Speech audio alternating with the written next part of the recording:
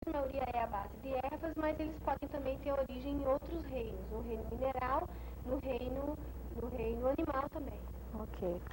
Deixa eu ver aqui. O que é que significa dose diluída e dinamizada? É um dos princípios básicos da homeopatia, né? Quais são os fundamentos, para a gente dar sequência, quais são os fundamentos da homeopatia? A homeopatia baseia-se primeiro na dose do semelhante, né, que é aquilo que a gente já comentou, no tratamento do homem-são, na experimentação do homem-são, que a gente já comentou. Além disso, tem a dose diluída e dinamizada e o medicamento simílimo, né? A dose diluída e dinamizada é uma dose que tem uma preparação específica, né, dentro da homeopatia. Você vai ter um processo particular para a preparação dessa dose. Você vai diluir a dose e dinamizar para que você possa liberar a capacidade curativa desse medicamento.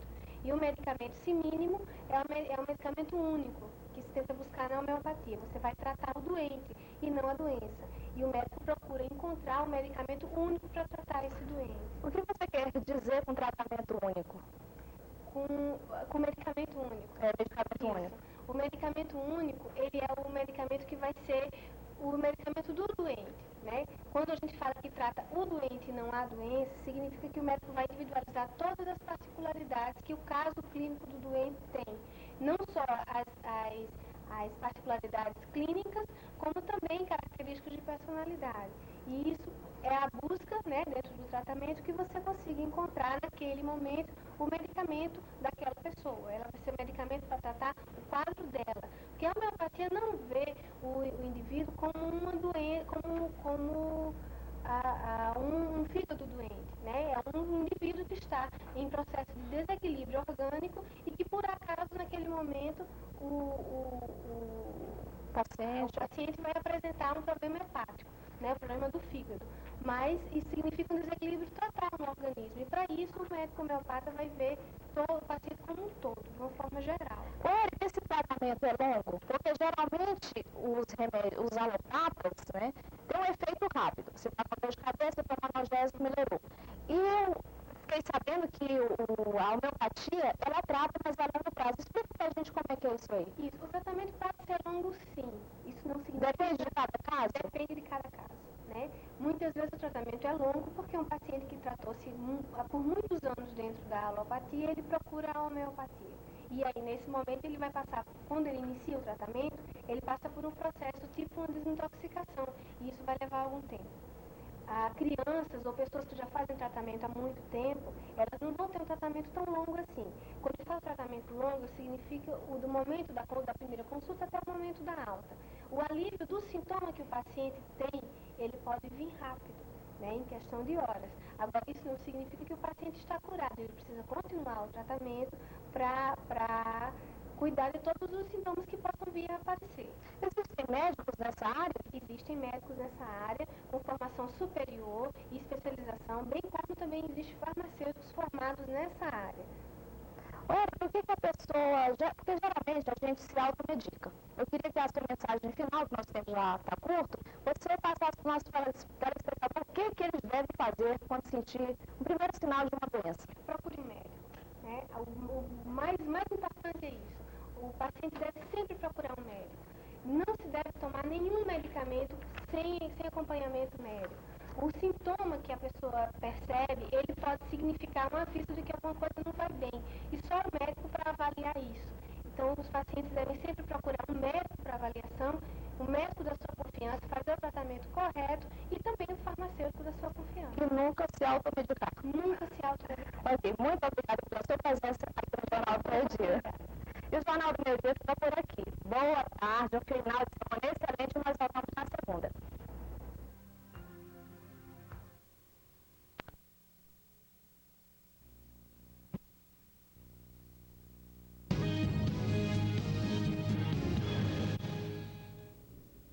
Voltamos com o Canal Verdade aqui na minha, na sua, na nossa TV Rio Branco e mais uma vez obrigado pela sua audiência. Eu tenho o prazer de conversar agora com a farmacêutica Érica Rosas, proprietária da Rosas Farma. Boa noite. Boa noite. Tudo bem? Tudo bem. É um prazer recebê-la pela primeira vez aqui no Canal Verdade. O prazer é meu. O pessoal confunde muito o fato de bioquímica com a farmacêutica e as duas coisas são diferentes. É isso? Os profissionais que querem ingressar nesse ramo, eles fazem faculdade de farmácia, né? E alguns, depois de cumpridos os primeiros anos de farmácia, eles ingressam nas análises clínicas e se tornam farmacêuticos bioquímicos. Outros vão seguir outras áreas. No meu caso, sou farmacêutica e optei por trabalhar com uma outra área de farmácia, com a área de farmácia de manipulação, e me especializei na área de homeopatia, né? Eu sou especialista pela Associação Brasileira de Farmacêuticos Homeopatas como farmacêutico homeopata. Eu queria que você explicasse assim, em detalhes a diferença que há entre alopatia e também homeopatia. São duas formas de tratamento diferentes. A alopatia, ela busca o tratamento pelo contrário. Se o paciente apresenta um quadro de febre, ele toma um medicamento que vai combater a febre por um mecanismo contrário, ele toma um antitérmico. No caso da homeopatia, o medicamento ele vai funcionar pelo semelhante. É um medicamento capaz de provocar aquele sintoma de febre num paciente que esteja, numa pessoa que esteja saudável, ela é capaz de curar aquele sintoma febre no paciente que esteja doente. Acontece que a gente está falando assim, com o sintoma de febre, de uma forma muito superficial, né? A título de exemplo, para esclarecer. Mas, na realidade, dentro da homeopatia, os sintomas são analisados de forma complexa, né? O médico, existem médicos homeopatas, o médico ele faz a anamnese do paciente, a conversa com o paciente, e ele procura ver o conjunto de todos os sintomas que o paciente tem.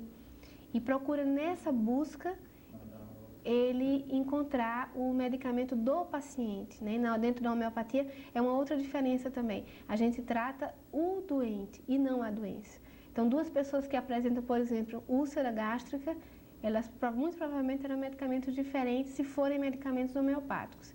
É o que a gente chama de medicina holística, que vê o organismo de uma forma geral, né? E não apenas um determinado sintoma, um determinado órgão.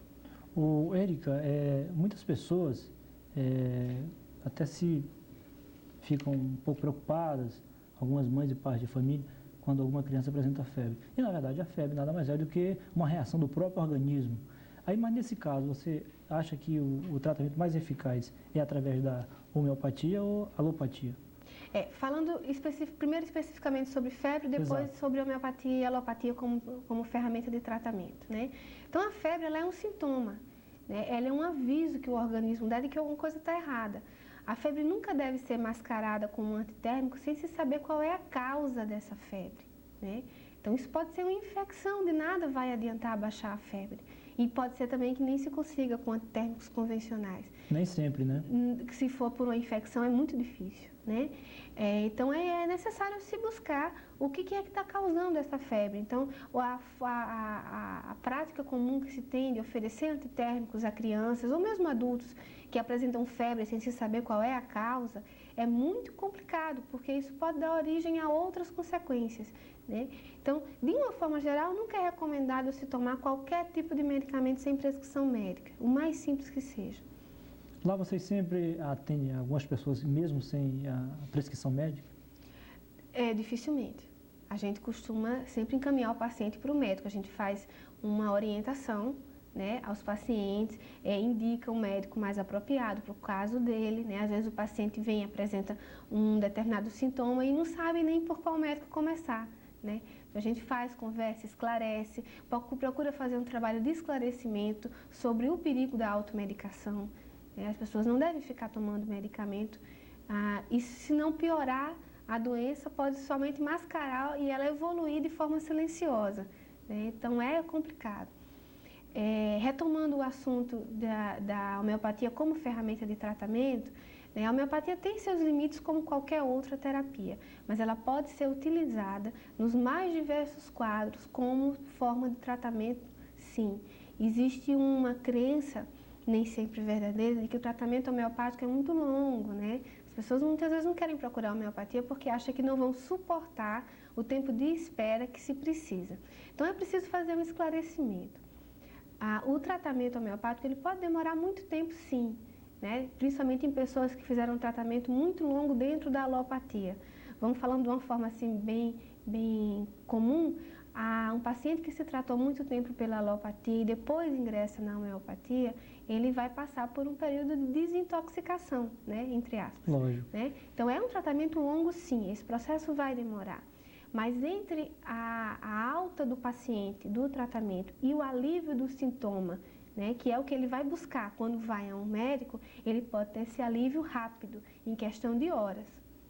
Então, a gente já chegou, inclusive, a observar pacientes que chegam com a prescrição médica na mão, não se sentindo muito bem, senta ali na cadeirinha na recepção da farmácia, toma um medicamento ali, espera o medicamento começar a fazer efeito para poder ir embora.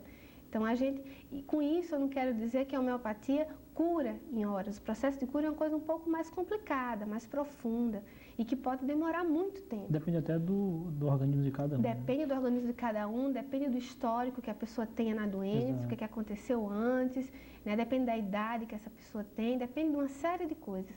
Agora, o alívio do sintoma, ele pode vir muito rápido, o que não significa a alta do tratamento. Muitas pessoas, Érica, sobretudo aqui na nossa região, ainda não sabem ao certo o que representa uma farmácia de manipulação. Outras acham que o preço é muito alto e até nem procura. E eu queria que você explicasse em detalhes o que é, de fato, a farmácia de manipulação. A farmácia de manipulação, que na realidade o nome científico é farmácia magistral, Eu sei. né? É o local onde o farmacêutico exerce a essência da sua profissão, que é o preparo individualizado de medicamentos. Né? Essa é a nossa grande arma. Essa, de fato, é a farmácia. As outras a gente pode chamar de drogaria. As outras são então... drogarias. Isso, exatamente. Toda farmácia, para se chamar farmácia, ela deve ter um laboratório de manipulação.